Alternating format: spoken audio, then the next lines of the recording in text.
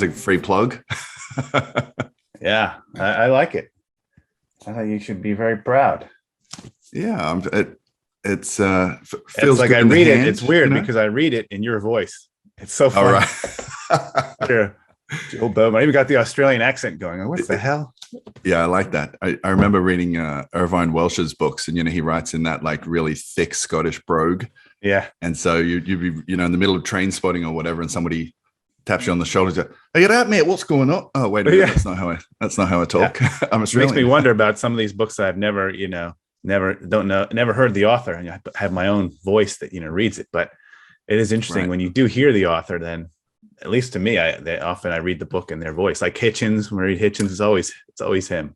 Oh yeah, and that's always that very eloquent, Yes, posh accent that rings through, makes the prose sound better.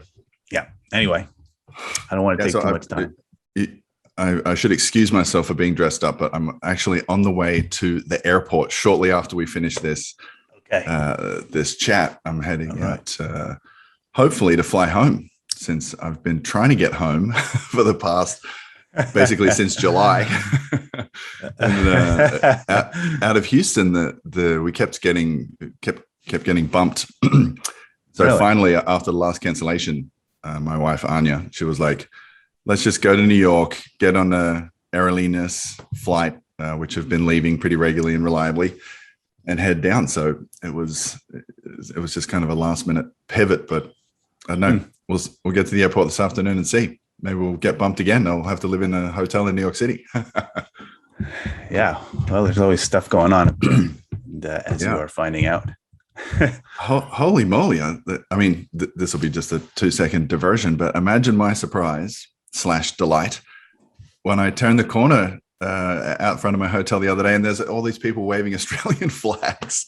Yeah. I thought, wow, this is a nice welcome party. That's what I told you. I've never heard, Australia so much just in normal chitter chatter as I have of late. And it's all for those reasons. I mean, it's really astounding. Yeah. All the clips on Twitter of things that have gone on in Australia. It's just amazing. Oh, and such a rapid capitulation. I think that's what's worrying, because people think, oh, these people, they look like us, they talk like us, they're pretty, pretty westernized, like they can see themselves in Australia. And I think most people think of Australians, at least I think most people think of Australians as, pretty reasonable, laid back folks. And to just see what's going on there. Yeah, I was talking to a friend about this very thing. He was saying how it really goes against what you think of Australia and Australians. But I remember I told him, well, I think it was you who told me that that's not really true. The Australians have always been kind of status leaning when it comes to stuff like this. Yeah, I mean, the old joke is the difference between citizens and subjects is a revolutionary war, which the Americans fought and Australians kind of never really got around to. So, they have, they're still part of the Commonwealth. Head of state, still the Queen. So yeah, there's a holdover of that. And then I think plus, you've got whatever it is at this point, 30 years or something of virtually uninterrupted growth, due largely to people get kind of commodities. Complacent. Yeah, people attribute that to, stable government when, the prosperity that Aussies have been fortunate enough to enjoy, I think is, largely despite the best efforts of their government rather than because of it. Right. And that's probably something that people miss. But anyway, it was interesting just to see that I put a little clip of that rally around the corner up on my Twitter feed, and it got like 25,000 views or something, people sharing it all over the place. And then last night I got an email from one of the Australian news channels there called The Project, which is kind of national news. And they wanted to do an interview and everything just to ask about, I guess someone's perspective from being on the ground. And, I wrote back and said, yeah, sure. I'll be happy to do that. And I included a couple of links to some columns that I'd written for the Bonner Private Research outfit. And I don't know if that was not in keeping with the narrative that they wanted to present. So I've been very critical of the lockdowns and the state of affairs there. And so lo and behold, a short while later, after they reached out to me to ask for an interview, they said, "Oh, actually, yeah, we don't actually have space in the program." And I was like, "You wrote to me." So that was pretty interesting. Yes. But mate, anyway, let's get to our program, because I'm always interested to as you're sitting in front of a healthily stocked bookshelf there. Yeah. Do you have a few titles ready for us to discuss today? I did by your agenda, so I picked out one investing, one philosophy, and one fiction. So what should we go for first? Well, let's do the investing first. Okay. All right. What do we got here? This is a book. I'll link to these, by the way, in the description below, so people can the other two are in print and easy. This one you're going to have to buy used, but it's Silent Investor, Silent Loser by Martin Sosnoff, and it came out. This doesn't have the dust jacket. My copy is so red and worn, it like just falls open, and it's got lots of lots of marginalia. Lots of marginalia. I was going to say it came out in the 80s, I think. Yeah, 86. Mm-hmm. But I've reread this book multiple times. And I think if I had to say the two main important ideas out of this book, one would be the importance of having a management team that has skin in the game, that are owners. Mm-hmm. He has a couple, his chapter titles sort of give it away here. He has one he calls the case against custodial management. Another one here, the enduring rape of shareholders. Colorful. Probably a chapter title you might not get away with. So he's really yeah, exactly. No, that wouldn't work now, would it? So he really rails against what he calls custodial managers, just the professional hired hands that are there collecting their salaries and are afraid to do anything or take any risks or be creative. And he gives counter examples of managers where it was their company that they founded, or they own a large share of it, and how the behavior is different. And so there's lines in there that I still remember to this day. Like he'll say, entrepreneurial instinct equates with insider ownership or equity ownership. Oh, okay. So, he'll go through big companies where the directors own like less than 1/10% of the entire company. And, why would they be particularly motivated to do good things or make good decisions? So that's especially for the long term. Yeah, for the long term. So that's a very important idea I took out of that book, and ever since then I've been that's like the first thing I look at is the proxy, which is where you see compensation and ownership and the incentives and all that. So is that something you screened for like really early on in the process when you're kind of sifting through the however many names you've got on your radar? Absolutely, and it's a very good filter because it wipes out a lot of stuff. I mean, most of the stuff that's publicly traded, insiders don't own much of it because it's been sold. And it doesn't necessarily mean investment would be bad. So, there are plenty of examples of companies where insiders don't own any stock, but there's been a great investment. It's not like a foolproof filter, but it's a filter that gets down to kind of the companies I want to look at, have this good culture. And so, it screens early. And has that, have you noticed in your 30 odd years or whatever of investing, maybe not that long, maybe I'm aging us. It's close to that. Close to that. All right. But have you noticed just in general, a change in the amount of skin in the game that just in the general marketplace? Has it diluted over time, or does it kind of go in waves? Any discernible pattern? No, I would say one pattern is that they're much more common these days to use two classes of stock. So I don't like that. But almost all the new tech stocks that have come out, Google, Facebook, et cetera, they have two classes of stock. So they have to get preferred. They have like 10 voting rights to the regular guys that have one. And so they're able to control the company with a lot lower level of inside ownership. So that's maybe one pattern I would see is much more broad acceptance of dual class stock.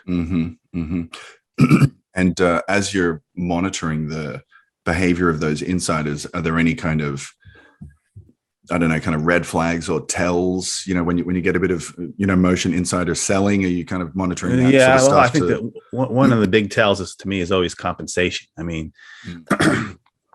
egregious compensation is a red flag, and that's very common.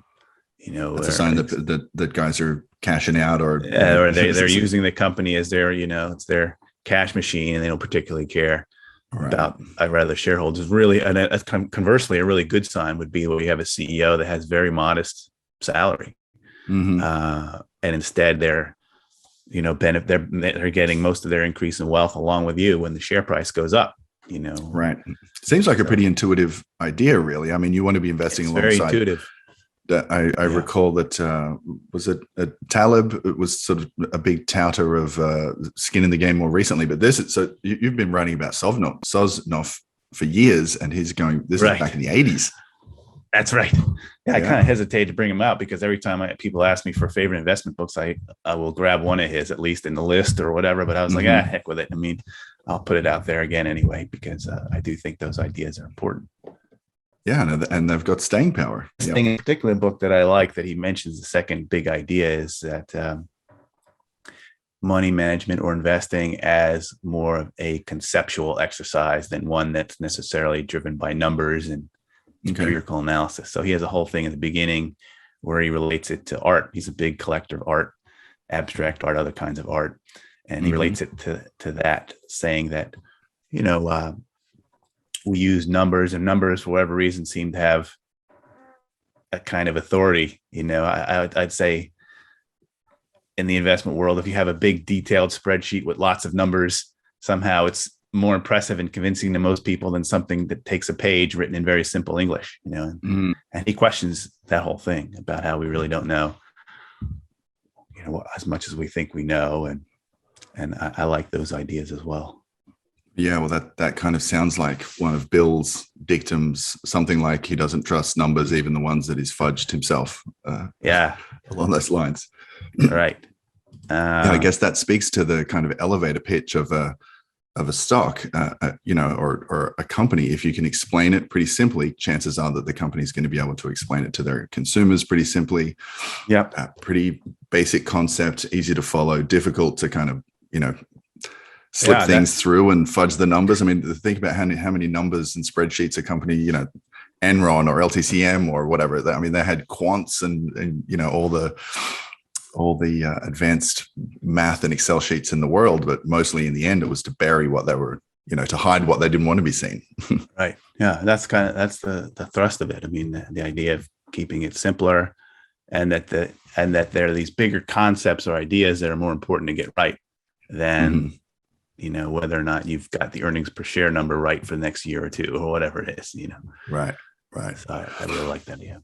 I like that idea about using art as a kind of analogy there, because it underlines as well. I wrote about this recently about the subjective nature of value, and the way that we're always trying to put things in little boxes and little square things and stamp prices on them or stamp earnings on them, but really it's the perceived utility that something has to us that gives it its it's us that give things their value.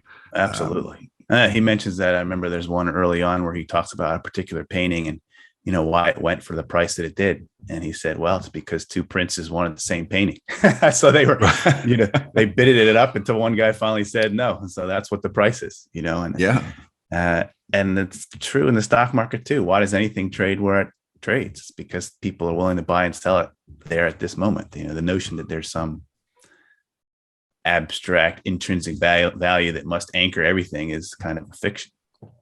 Yeah, and the notion that it's somehow permanent as well. I mean, price is discovered in the second, in the moment, and being irrational creatures as we are, we probably want to to bid things to extraordinary levels. And we were sending around some emails, yourself, Bill, Dan, and I, about this huge big explosion in NFTs and the run up in prices there. Some of the valuations, you just look at there and scratch your head. Oh my God, $500 million for a pointer to a picture of a dog. I mean, it's just sounds absolutely insane. But then you've got $450 million for I think it was a de Kooning painting, which is not my particular taste.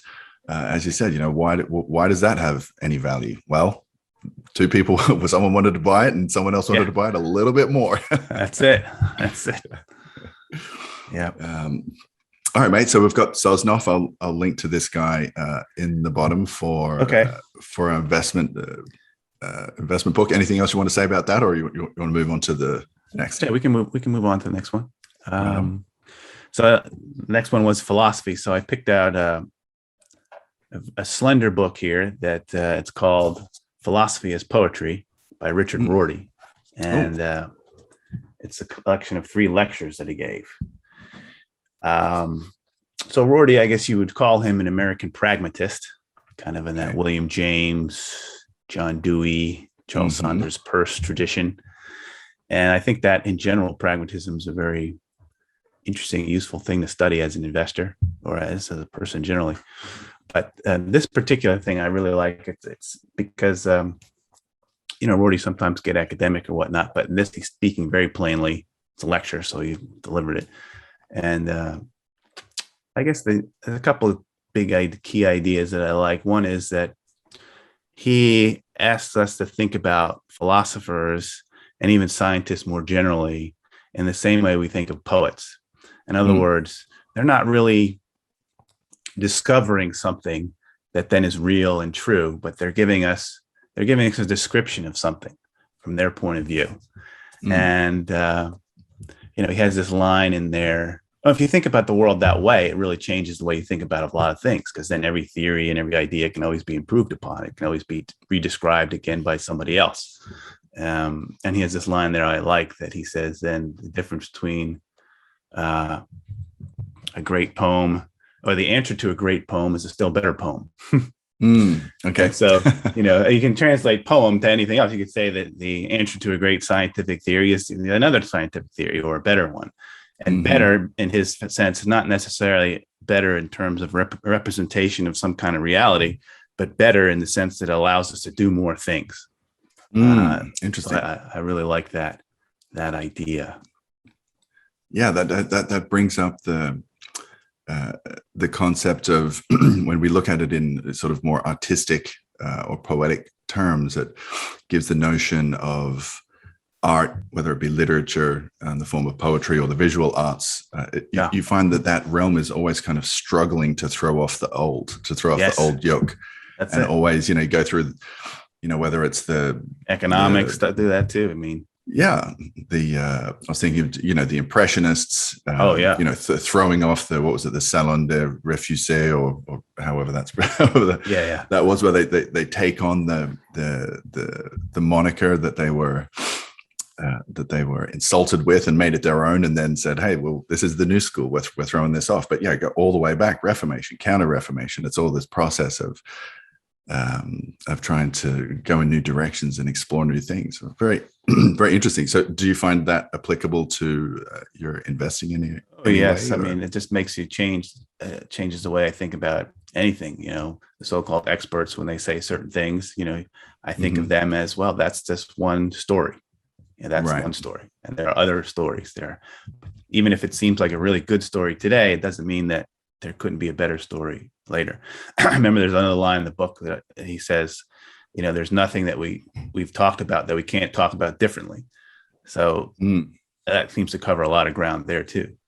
And so whether it's the mouth of some expert economist or whether it's some great investor who says something, it's not the end of the discussion. It could always be another story, another way to look at it later. And so I really like that idea. It's interesting to think too that I was just having this discussion with actually a lady in the bank yesterday. She got talking to my little daughter who had a little Frozen doll, and we got to talking. She had some kids there as well, and we got to talking about about the stories of that kids have, and how this is actually a pretty long line in the bank. But so got to talking about how a lot of the stories that we retell, even our children, harken back to really ancient stories. I mean, as something as seemingly frivolous as a kid's cartoon, goes all the way back to, in some ways, the Odyssey. I mean, we have, cartoon characters going into the underworld, the eternal themes of jealousy and vengeance and hubris and all these kind of emotions that we see playing out, whether it's in a piece of poetry that resonates throughout the ages, or when we look at something like a stock market. I mean, what else is a stock market but a big canvas for all of the, hubris and machinations of human emotion that we project out into the world, from booms to busts to manias. And also reminds me of Carl Jung and his ideas of the archetypes, the same thing, the wise old man, the maiden, the hero, right. It's all these things that just recur. Yeah. Eternal archetypes. And I think probably studying those, you might not be able to see around the corner necessarily, but they do tend to repeat themselves with some manner of predictability. And what you said about projecting, that's another key point, is that, and we talked about how value isn't really out there, and intrinsic value is, what we make it. And he generalizes that same point, that truth isn't out there. We say things and we make distinctions, and so those things can change, Right.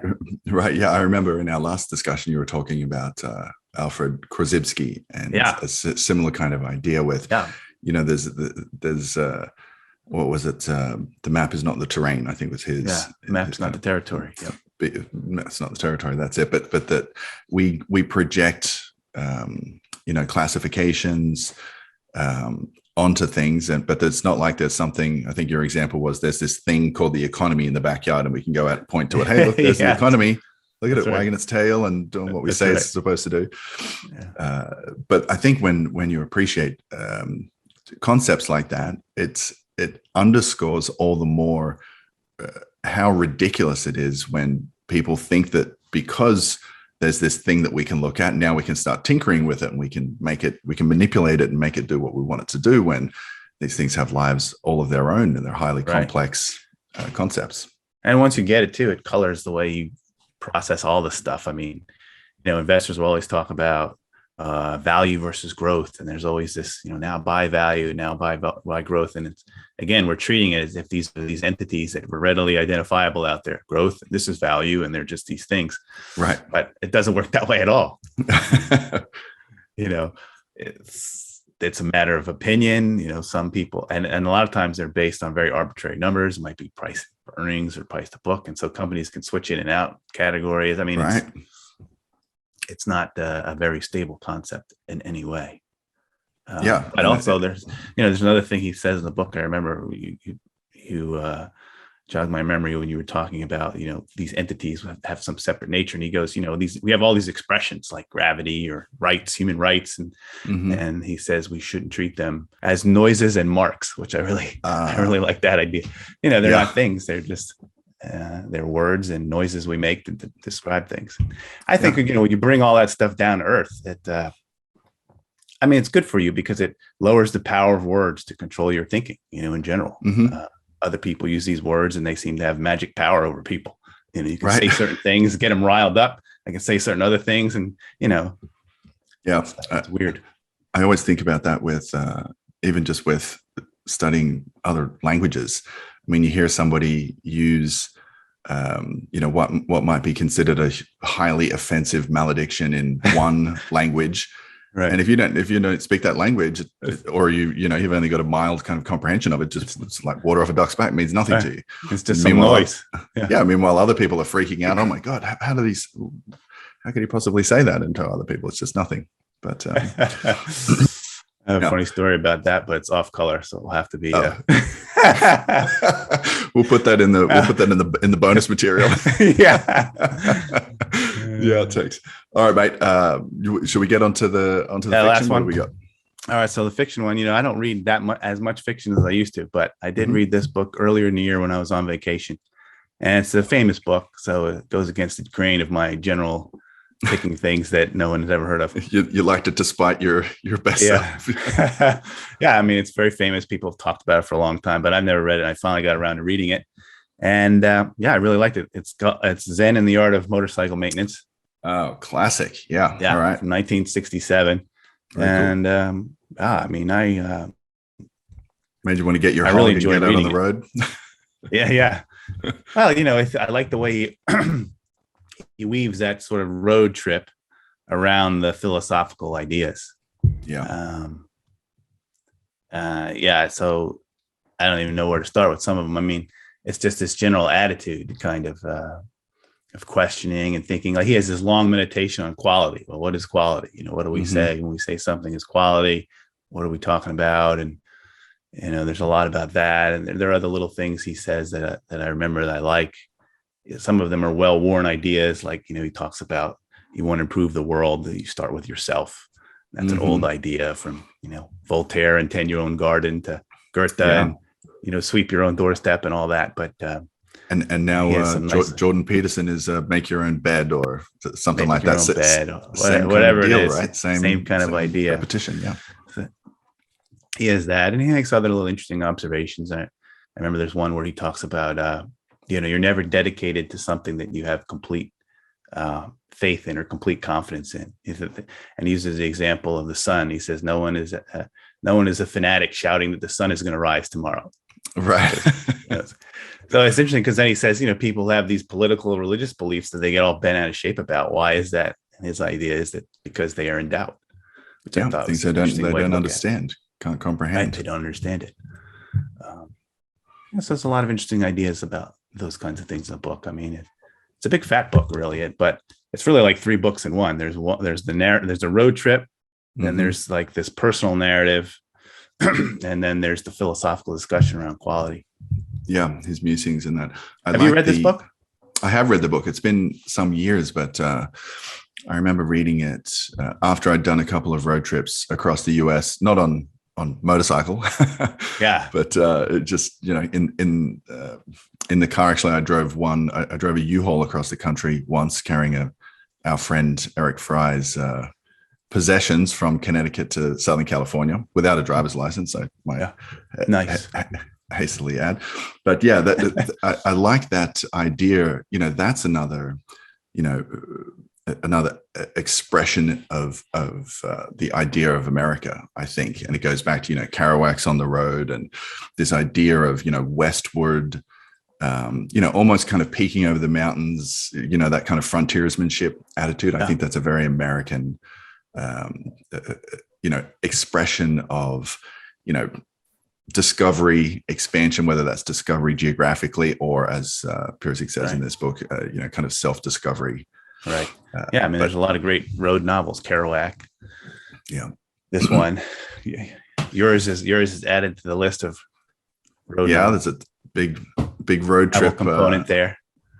Bit of a road trip there. Yeah. Very, very American idea. It definitely is. Nod to some of the greats there. All right. I'm going to add one last, because just since you mentioned it was a holiday read, which sometimes I think are the best. I don't know if it's just because your mind is maybe more ready to accept fiction or to be taken away into sort of a fictionalized setting because you're relaxed and maybe you've got the salt water lapping at your ankles, or I think that's part of it. I mean, that's when I read fiction too. I was out in the Smoky Mountains out in North Carolina. We were way out in this like sheep farm that turned into a B&B, and it was very remote, very isolated, a lot of quiet time. It was, I think there's something to what you're saying there.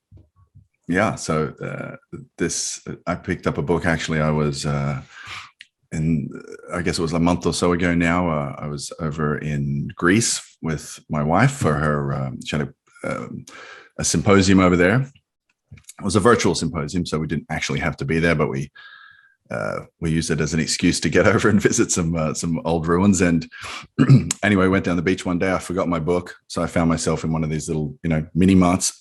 Yeah. Sifting through the scant helpings, and I found this book by the named author John Moll, and but the title of the book was "It's All Greek to Me," and I didn't have high hopes for it because it was kind of the best of slim pickings, but I found it really pleasant to read, and the basic gist of it was that it's sort of semi-autobiographical, but as a 40-year-old ex-banker, or as a 40-year-old banker, he decided to give himself the birthday present of quitting what V.S. Naipaul describes as the embarrassment of employment. and so he moved his long-suffering family, 4 kids in tow, and his wife out to a Greek island, and bought a rundown pile of rocks with goat droppings everywhere and a roof half collapsed and whatever. So it's just a story about him sort of returning to the simple life, saying farewell to the kind of rat race and the 9 to 5, and just going out into the middle of Greece, reading philosophy and history and writing novels. So that obviously resonated. That found a pretty sympathetic ear for me. And obviously reading it on a Greek island didn't help, or it didn't hurt rather. Yeah, sounds good. I thought you were going to say you read Henry Miller's Greek book, which one of my favorites of his. The Colossus of Marousi. I read that was you gifted that to me quite a few years back, and one of my favorites of his, along with Stand Still Like the Hummingbird and Oranges of Hieronymus Bosch. I feel like we could do a whole episode just on Henry Miller. Mate, I know you've got a busy schedule, another call coming up. I've got to dash off to the airport actually myself. So I'm going to thank you very much for your time. As usual. Always fun to be on with you, talking about books and ideas and things. So for sure. We'll do it again, I'm sure. Yep. Hopefully sometime soon we'll be able to take this mic out to a pub or a cafe or a backyard barbecue setting and do it in person. That'd be fantastic. Awesome, mate. Thanks, Chris. All right. Yep. Enjoy. Bye. Thanks for listening to this episode of the Bonner Private Research Podcast. You can find more conversations like this in the members-only section of our website at bonnerprivateresearch.com. If you would like to contact us, please address compliments and complaints alike to podcast@bonnerprivateresearch.com. We look forward to hearing from you either way. Until next week.